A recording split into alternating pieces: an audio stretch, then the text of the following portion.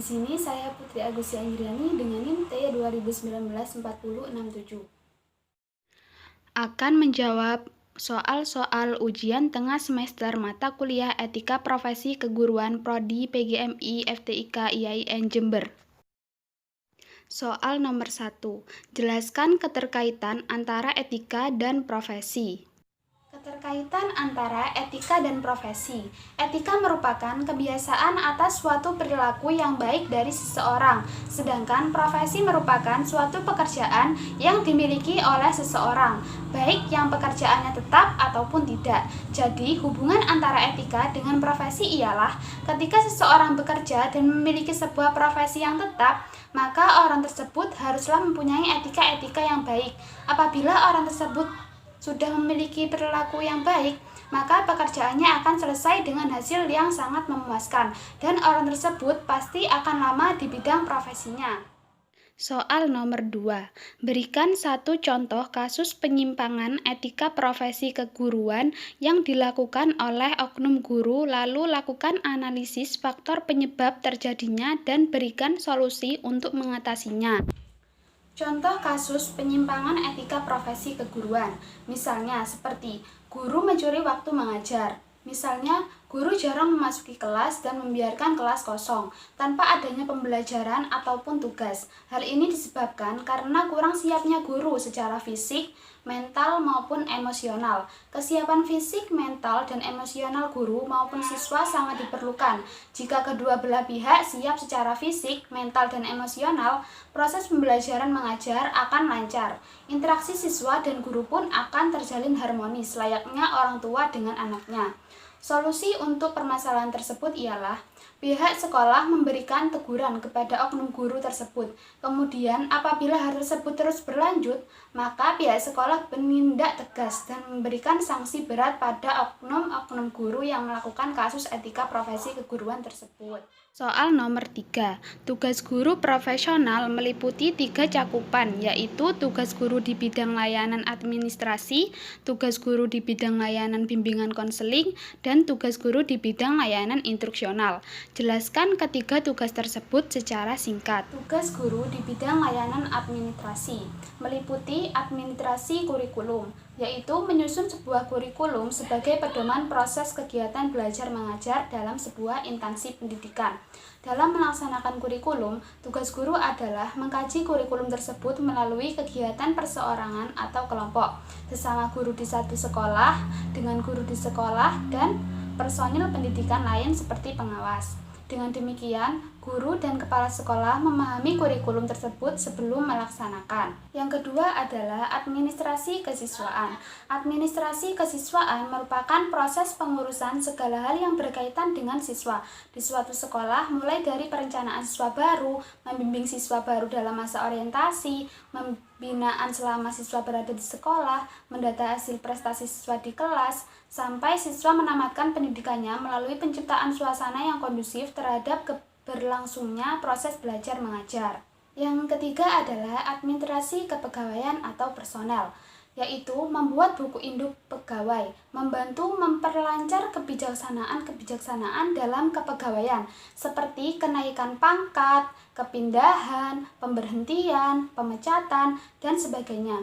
Pembuatan inventarisasi semua fil kepegawaian, baik kepala sekolah, guru, maupun tenaga tata administrasi. Membuat laporan rutin kepegawaian harian, mingguan, bulanan, dan tahunan. Membuat laporan data sekolah dan pegawai. Mencatat tenaga pendidik yang akan mengikuti penataran. Yang keempat adalah administrasi keuangan. Administrasi keuangan meliputi kegiatan perencanaan, penggunaan, pencatatan data, pelaporan, dan pertanggungjawaban dana yang dialokasikan untuk penyelenggaraan sekolah. Tujuan administrasi ini adalah menertibkan administrasi keuangan, sehingga pengurusannya dapat dipertanggungjawabkan sesuai ketentuan yang berlaku. Yang kelima adalah administrasi sarana dan prasarana.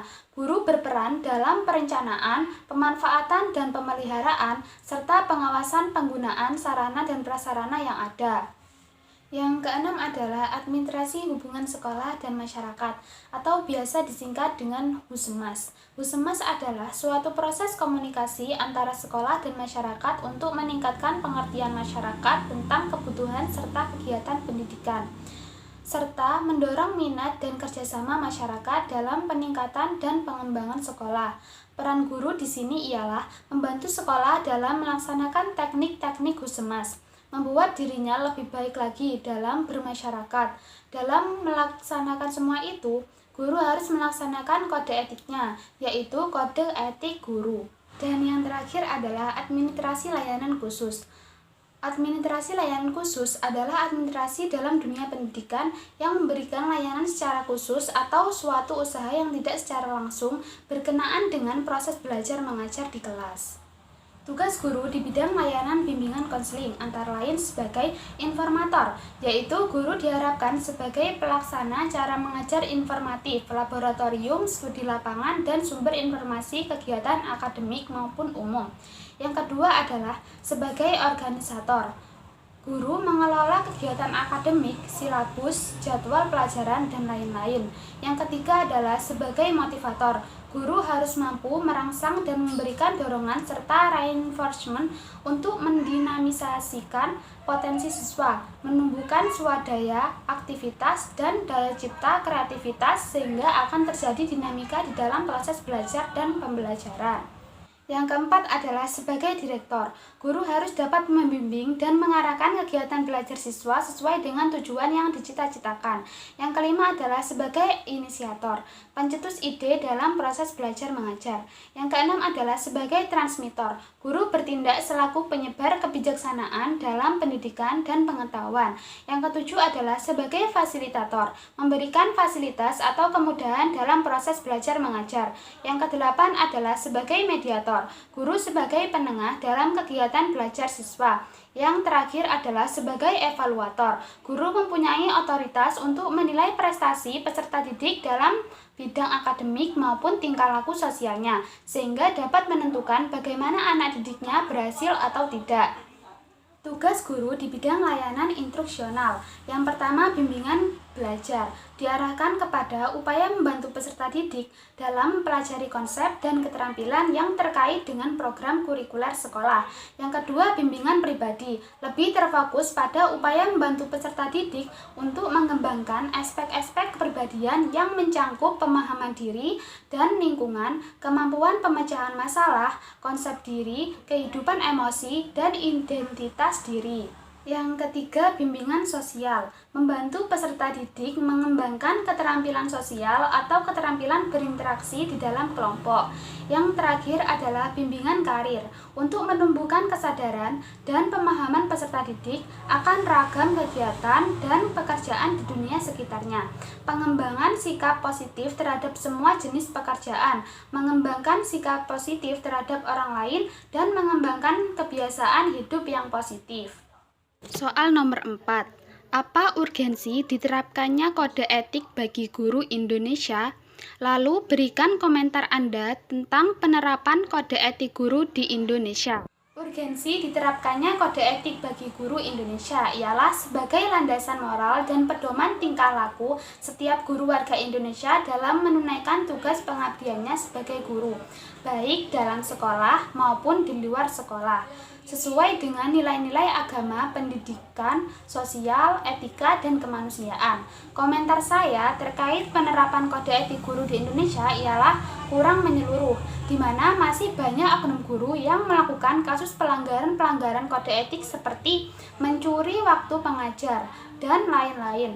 Dan masih banyak guru yang belum menyadari akan adanya kode etik guru di Indonesia ini. Sekian, terima kasih. Wassalamualaikum warahmatullahi wabarakatuh.